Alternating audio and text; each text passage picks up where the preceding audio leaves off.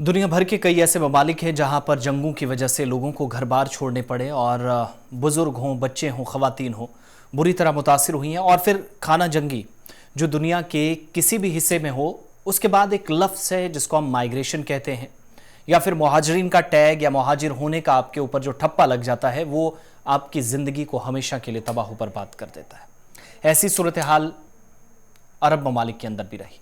कुछ ऐसे ममालिक हैं जहां इतना पैसा है कि इस तरीके से इस्तेमाल होता है कि हम और आप अंदाज़ा भी नहीं लगा सकते। दिन रात वो पैसा गिनने लग जाएं, कितनी दौलत शेखों के पास है, सऊदी अरब के इन लोगों के पास है, या उन अरब ममालिक की जो मौजूदा वक्त में मुआशी तौर बहुत मजबूत हैं, मुस्तहकम हो चुके हैं, वहाँ की मईशत बहुत अच्छी है। लेकिन उनके पड़ोस में कुछ ऐसे भी ममालिक हैं जो जंगों की वजह से तबाह हो चुके हैं। हमारे सामने जिंदा मिसाल यमन की भी है, हमारे सामने मिस्र की भी मिसाल है, इराक के कुछ हिस्सों की मिसाल हमारे सामने है।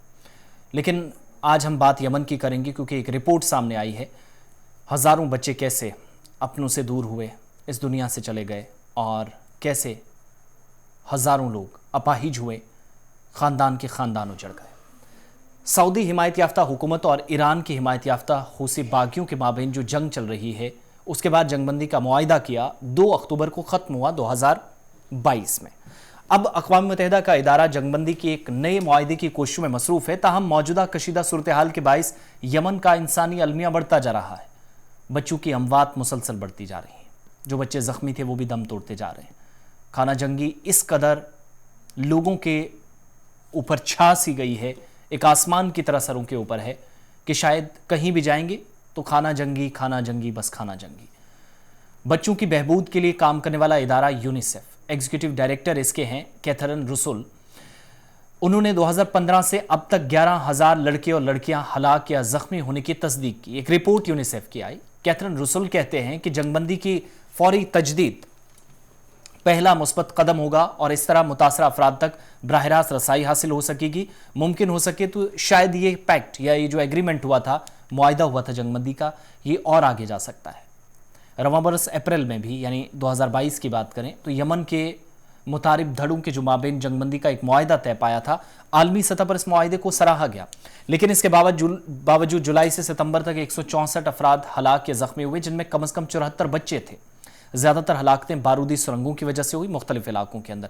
अब यूनिसेफ ने गुज़श्ता हफ्ते दुनिया के अमीर ममालिक से भी अपील की कि वो इंसानी हमदर्दी की बुनियाद पर आगे आए, साल 2023 के 10 अरब से ज़्यादा डॉलर की इमदाद फराहम करें ताकि दुनिया भर के जंगज़दा इलाकों में मौजूद जो बच्चे हैं उनकी मदद की जा सके, माली तौर पर ताउन हो।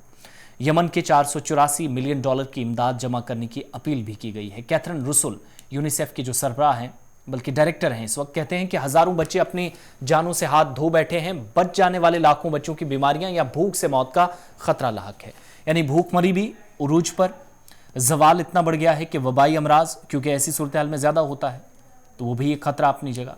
ऊपर तक जाते हैं या देखते हैं तो सिवाय बमों के या बमबारी के कुछ नज़र नहीं आता। यूनिसेफ के अंदाज़ों के मुताबिक यमन में 5 साल से कम उम्र के जो तकरीबन 5,40,000 बच्चे हैं, शदीद ग़ज़ाई किल्लत का शिकार है। इस एजेंसी के मुताबिक, यानी यूनिसेफ अक़वाम मुत्तहिदा का एक इदारा जो बच्चों के आदादुशुमार सामने लाता है, कहता है कि 18 मिलियन यमनी शहरियों को पीने के साफ पानी और हिफ्ज़ान सेहत की सहूलियात तक रसाई जो है इस वक्त मैसर नहीं है। अगर कोई बच्चा भी है, कुछ तो मर गए हैं, लेकिन अगर कोई बच्चा भी है, उसकी बदनसीबी ये है कि पानी तक उसे नसीब नहीं हो रहा। ये सारी सूरत हाल यमन के अंदर है। अब ये कब हुआ है? यमन के अंदर जो जंग, हूसी बागियों और फिर दूसरी तरफ अरब की तरफ से हमले होना, इसमें मुदाखलत हम देख रहे हैं कि कई बड़े ममालिक की तरफ से, जिसमें फ्रांस का नाम सामने आता रहा, रूस ने मिस्र के अंदर जो किया, फिर ये लड़ाई, ये जो गुबार था जहाँ जहाँ ब्लास्ट हुए, फिर वो थोड़ा सा नॉर्दर्न पार्ट की तरफ चला गया, और अरब ममालिक में से सबसे मुतासरा इलाकों में से या जंगज़दा इलाकों या ख़ित्तों में से एक यमन को आज के वक्त में माना जाता है। 2022 में सबसे बड़ी परेशानी ये है, और सोचने पर ये रिपोर्ट्स मजबूर कर रही हैं कि अब तक 11,000 से ज़्यादा बच्चों की मौत तो हो चुकी है। इसमें डायरेक्टली जिन पर हथियारों से अटैक हुए वो अपनी जगह, लेकिन इससे भी ख़तरनाक हमारे सामने अब ये अलमिया बन गया है कि अब जो बच्चे बच गए हैं ग़ज़ाई किल्लत का शिकार हो रहे हैं। अब अल्लाह के अलावा शायद इनके पास कोई सहारा नहीं है।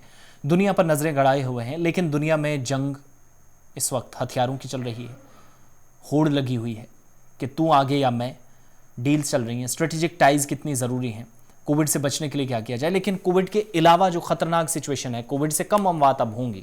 ہم جانتے ہیں کتنا انفراسٹرکچر ڈیولپ کر لیا ہے، لیکن یمن کی موجودہ وقت میں ضرورت ہے تو وہ مالی طور پر تعاون کرنے کی. دنیا بھر کے شاید بڑے ممالک آگے آئیں نہ آئیں، لیکن سال 2022 کے آخری لمحات میں یہ رپورٹ ہمیں یہ سوچنے پر مجبور کر رہی ہے کہ اس سال سے ہمیں کیا سیکھا.